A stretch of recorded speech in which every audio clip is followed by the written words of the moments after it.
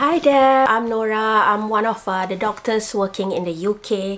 Did you know that you can get £20,000 when you enter GP training? So I'm here to explain how you can get the bonus. If you haven't, then please subscribe down below and I'll be sharing a lot more tips like this. How can you get the £20,000? Basically, it's an initiative by the government in all parts of the UK, which is called TERS, Targeted Enhanced Recruitment Scheme. As you know, government is trying to increase the amount of GPs getting trained every year because they have a certain target to get more GPs and they're hoping to increase the amount of GP. The amount of GPs currently coming down because a lot of GPs are retiring, burning out, and there's just not enough GPs in the UK. So the TERS scheme, they offer £20,000 for anyone who's chosen to do GP training in one of the areas. So these areas actually have good track record for education, but because their geographical location, and that's why they haven't attracted a lot of trainees. The reason why they've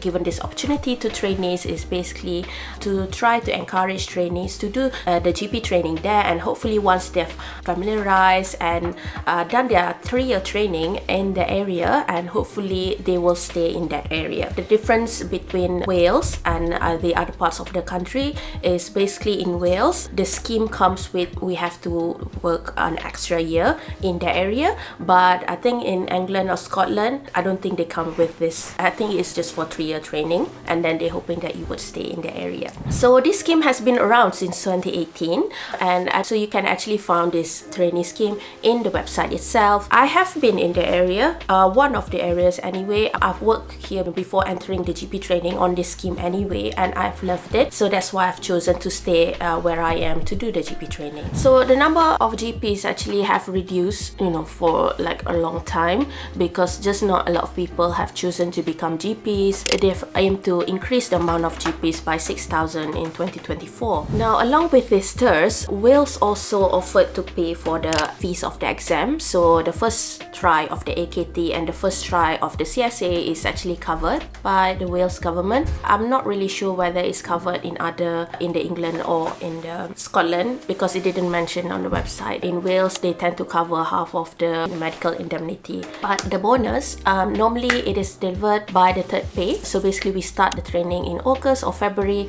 and by the third pay, then the amount of money should enter the bank account. Unfortunately, the pay is subjected to tax, so you won't get the full 20,000. So depending on your tax bracket, in England and Scotland, we normally get the full 20,000 in the salary along with the third salary. But in Wales, they're given like first 10,000, and then the next 10,000 will be after we've worked for 1 year in the area. So the reason why these places are hard to fill is just because of the remote location. It is nothing to do with the training or the education. It's just because people have not been to the area, so people don't know, and people don't tend to choose areas that they don't know about. They've offered this TERS to fill up all these hard to recruit places. So if you'd like to apply for this scheme, and it's easy when you choose the program preferences and then just put the TERS choices at the top of your program preferences. But don't choose if you don't want to come here, because you will have to be here for at least 3 years. You could come and visit the area. You could try to find if there are the trainees working in that area in the Facebook groups and ask their opinion. But I think that's the best decision, because it's just the same and it wouldn't change your training. We're just gonna complete the training anyway. If we didn't finish the 3-year training under the TERS scheme, then we would have to pay back the money pro rata. So the amount is actually written on the website according to how long we've completed the GP training. So the training is similar to other places, and it's actually really good. It's just because of the rural location, that's why it's kind of hard to recruit in this area. So the hospital training will be set in all the different schemes. The experience will be across a different setting, for example, a rural, GP, district hospital, and a larger hospital. Some of these areas can actually offer a bigger experience compared to other training practice, such as in Scotland. They cover a bigger geographical area and they manage a wide range of diverse conditions compared to other parts of the UK. So as these placements are often in smaller communities where a greater number of services need to be delivered locally, rather than relying on large teaching teaching hospitals, doctors working in these areas often receive increased breadth of training and many more opportunities for diverse training. Once you're there, you will find that the lifestyle is more attractive than the big cities, and many parts of Scotland where these programs are located actually offer great opportunities for outdoor activities like climbing, hiking, sailing, water sports, and other outdoor pursuits.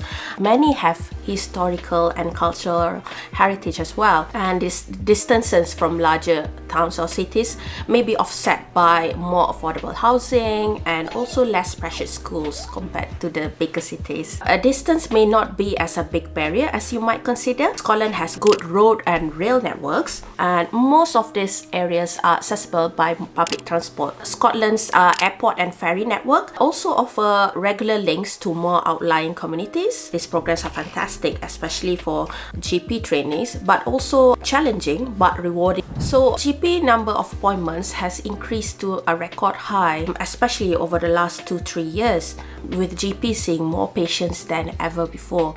The number in December 2021 was about 29.1 million appointments. The ratio of face-to-face versus remote obviously has changed because of the COVID, but majority of the appointments are still delivered in person, and currently 2/3 of the appointment are face-to-face. And in the UK, fewer GPs are looking after more patients year to year. Despite being 1,756 fewer qualified GPs today compared to the numbers in 2015, each practice has average of about 2,000 or more patients than in 2015. So there are now 0.45 fully qualified GP per 1,000 patients in England, which is down from 0.52 GPs in 2015. Now for GPs, it means that there's more patients to be looking after, and actually compared to Europe, the amount of GPs in the UK looking after patients are actually much lower, and it has increased by about 16% since 2015. Moreover, GPs are changing their work pattern because of the amount of the workload and the less work-life balance. A lot of GPs has chosen to work part-time, so this further reduced the number of GPs available to look after the patients. I mean, I've chosen the same thing because Nini needed to reduce stress or ill health, mental health, also to reduce the chance of burnout. Now, compared to Europe, UK has 2.8 doctors per 1,000 population, which in comparison to the EU, the average is 3.4 GPs per 1,000. We are one of the lowest compared to EU, unfortunately. So that is the reason why they've offered this boost, basically this financial incentive